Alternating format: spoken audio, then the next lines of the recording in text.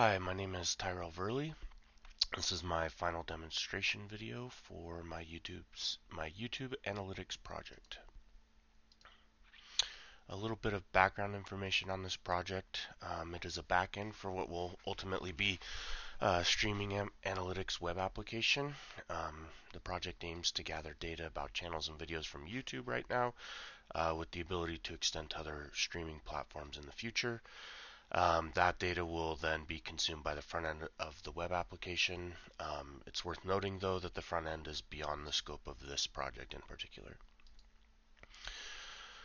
Some of the major features of the project: it'll programmatically collect channel data. Channels can be added manually through a CLI, or there's an automated tool that goes and fetches the top 200 videos from every category and uploads new channels to the database at that time. It'll also store the channel data for analysis in a MySQL database. It'll also programmatically collect video data. So primarily that's geared towards those top 200 videos from each category, though it does have the functionality to collect data about every video for every channel. One of the main problems with collecting all of that data is how much of your API quota it uses. It chews through that very quickly. So when I was developing this project, I dialed back from that in order to make sure I was achieving the primary goals of the project, which was the channel data. It also updates channel and potentially video statistics weekly.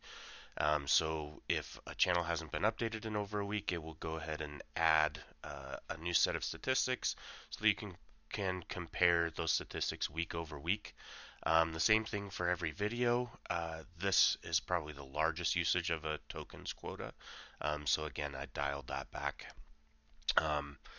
And again, primarily intended to gather channel data and update the viewership and subscription statistics for channels.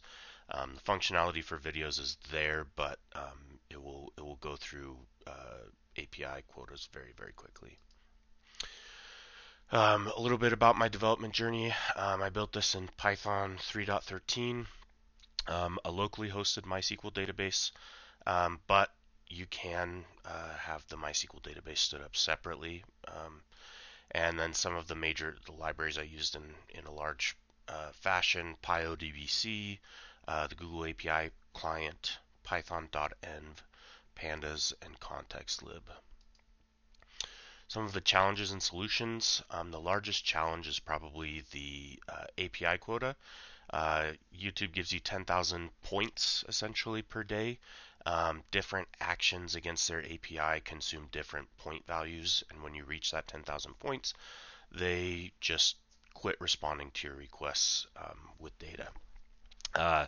When you're looking at thousands of channels with millions of videos, it's very easy to go through these points in a single day. So what I had to do was consolidate a lot of these requests into a single request.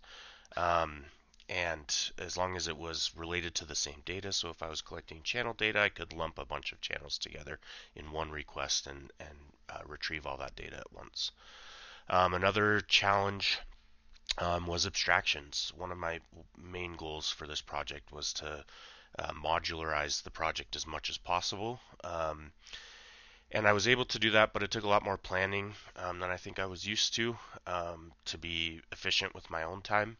Rather than writing something and then realizing that I could modularize it, I could abstract it away and reuse it. I wanted to plan those ahead of time and then go and write them and minimize the rewriting of code as much as I could. Some of the highlights: I'm really proud of the files database.py and youtube.py. Both of these contain most of the abstractions for the project.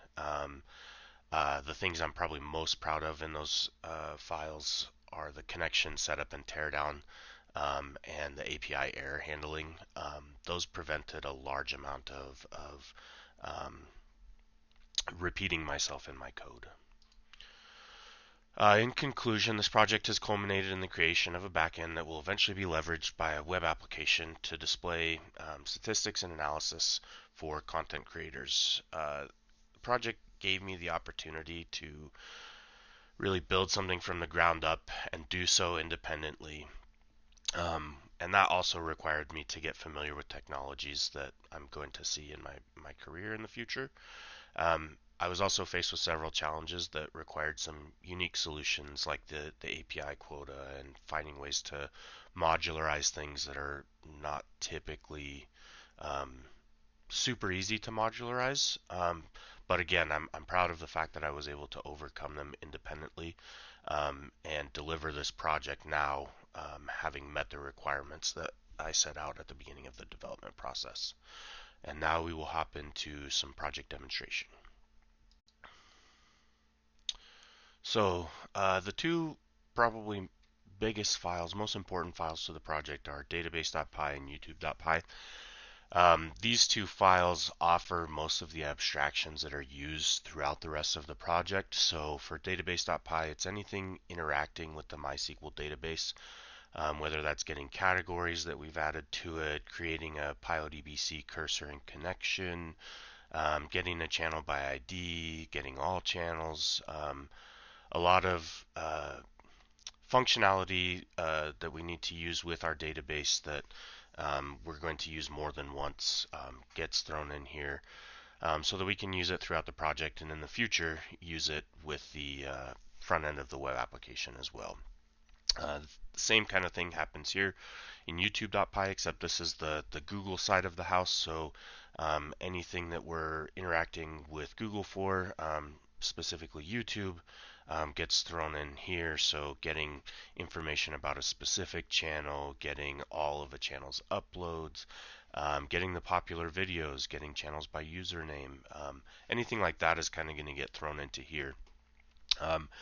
And then used throughout over here in this scheduled folder when all of these functions are created to be used over here. So if we have get channel videos, this would grab all videos belonging to every channel that we've added to the database. This file here, load videos, is responsible for getting the popular videos, so we can go ahead and run this actually. And this will set up a connection using this YouTube API, youtube.py file, and we'll start collecting data on the top 200 most popular videos in every single category across every country. And we'll also throw in a number of essentially empty channel rows. All it will add is the channel ID to the channels table. And then this piece of code will come behind that and fill out the rest of the channel data. So we can actually run these kind of in conjunction. You can see now channels are being added here. This has a little bit more printed data to the console. The other one is now inserting all these most popular videos. So these two kind of work to gather some new channels from the most popular videos and then populate the channel data. So viewership numbers, what the title of the channel is, a link to their thumbnail, what their status is the channel made for kids. So this load channels.py code will go and populate the rest of that data in the database, whereas load videos is just grabbing the channel ID and throwing it into the database. We just want to gather the channel IDs since that script doesn't get as much channel data when you pull it via video. So additionally, this is for updating channel statistics. So every week, this will run daily, and if a channel hasn't been updated in over a week, then this will go through and update the statistics, and we can actually go and kind of watch this happen as it's working. So as you can see here, the project has gathered around 1.1 million videos across about 5,300 channels or so, 5,200 channels. And what I wanted to point out was that when we gather those most popular videos, we're going to see rows like this where we have the channel ID and then nulls across the rest of the fields. And that load channels piece of code, this right here, is actually going to come behind and populate these null values. And it looks like I must not have had SQL Server running when I did this. So when we come over here, these are all the videos that we've added. A lot of this 1.1 million videos is from grabbing all videos for a given channel. I quickly realized how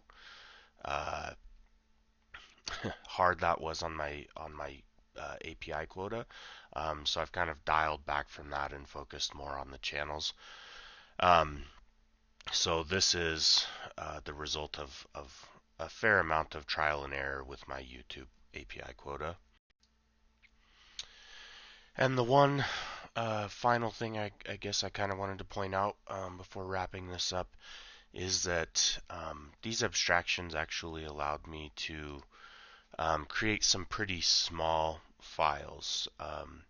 So this is updating channel information or channel statistic information.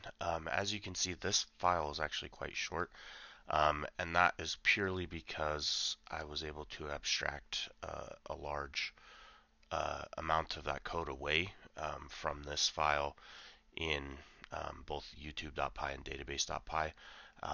And like I said in that in the slideshow portion of this presentation, it was a really big goal of mine in this project. So the fact that these 12 lines, 15 lines are responsible for updating all of that channel, the channel statistic information. I'm quite proud of the fact that I was able to achieve that goal within this project. And finally, I would just like to thank you for watching and taking the time to listen to me talk about this project. Thank you again.